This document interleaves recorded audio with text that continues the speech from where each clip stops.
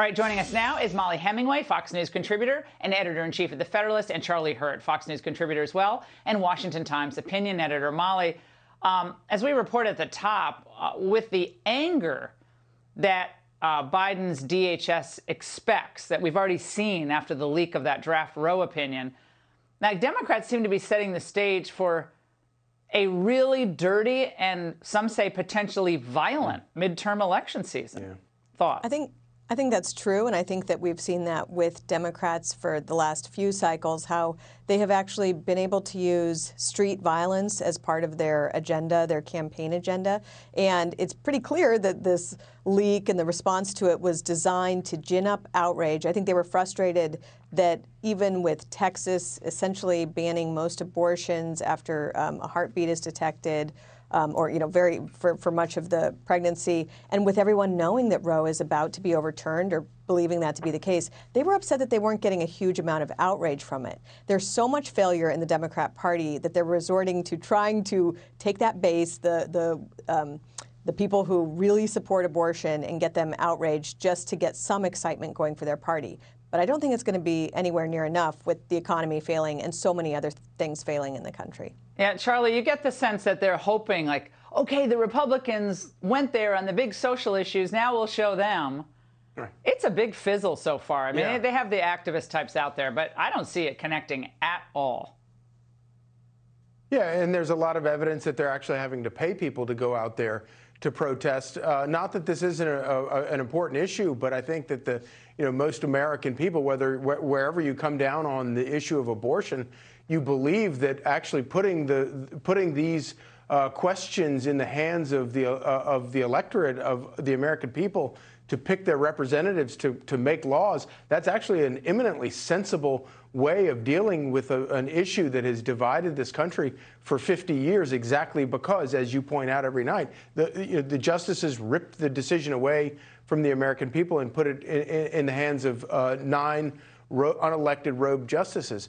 But we're entering a very kind of a scary time right now, because there's nothing more dangerous than desperate politicians who have enjoyed power and have enjoyed complete power in Washington for a year now, for 2 years now, as they watch this unfold and they watch the disasters that they have created, and even they realize that they're their fault, and that the American people are going to blame them for it in the election.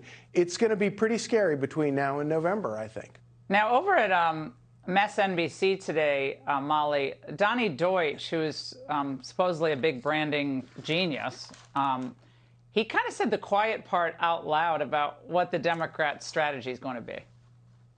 We don't have the economy on our side as Democrats. So you have to scare the bejesus out of people. The way to scare it is say, this replacement theory, this is not just coming from some dark corner of the web. This is the Republican platform. Make them own it. Molly, the Democrats have zero to run on. They're admitting we have to go to these bizarre theories that no serious person out there campaigning for office is espousing.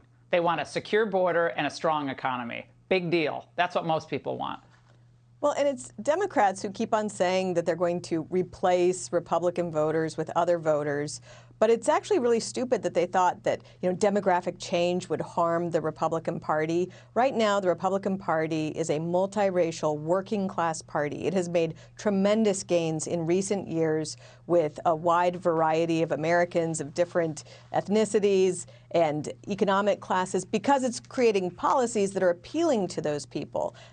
What we saw in the last 5 or 6 years with an embrace of protecting the border, of caring about middle-class workers, of taking on global threats to the country, of not doing these never-ending wars without a clear entrance or exit strategy. That appeals to a broad, multiracial group of people. And so for them to run this thing right now is the worst possible moment that they could be doing it. That's a great point. The Hispanic vote is, again, exploding for the GOP, and registrations are up across the board.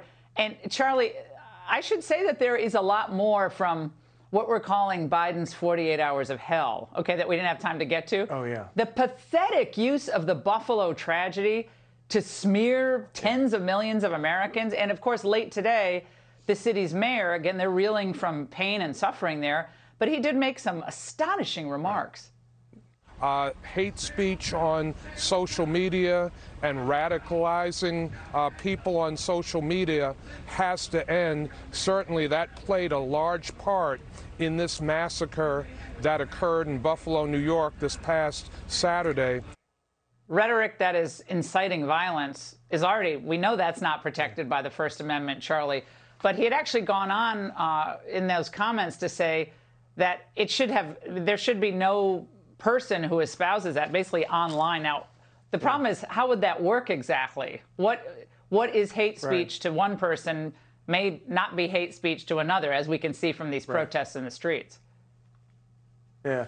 Well, you know, it's so despicable. And think about what kind of monsters take a horrible tragedy like this, a personal tragedy that breaks everybody's hearts, takes a tragedy like this and uses it to advance some weird political agenda that they've got going. You've got to be really, really messed up in the head to see an opportunity, see this as an opportunity to do that kind of thing. But look at their two biggest agenda items: playing race politics and global warming, which are both these fear-mongering, really disgusting tactics. And the reason they do that, the reason Democrats resort to that, is because they have no hope of actually fixing any of the real problems that affect people's lives.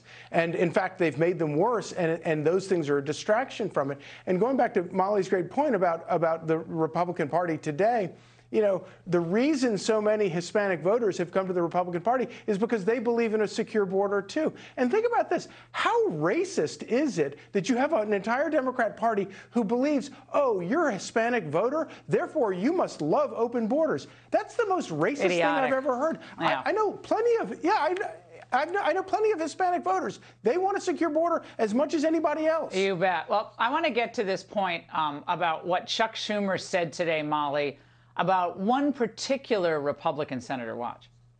It is repugnant that one member of the other side, the junior senator from Kentucky, chose to make a show and obstruct Ukraine funding, knowing full well he couldn't actually stop its passage.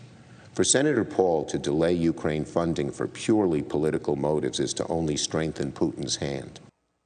Molly, there's some Republicans in leadership in the Senate saying something almost similar to what Schumer said there about Rand Paul. So now everybody has to be for $40 billion going out the window to Ukraine to be a real American? Is that what they're saying?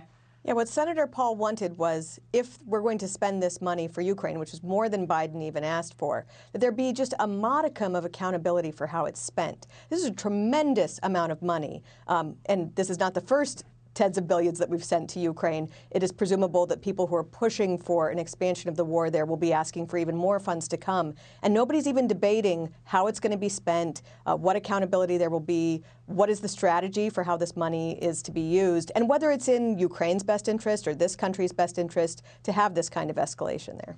Molly, Charlie, great to see both of you. Thanks so much. Hey, Sean Hannity here. Hey, click here to subscribe to Fox News YouTube page and catch our hottest interviews and most compelling analysis. You will not get it anywhere else.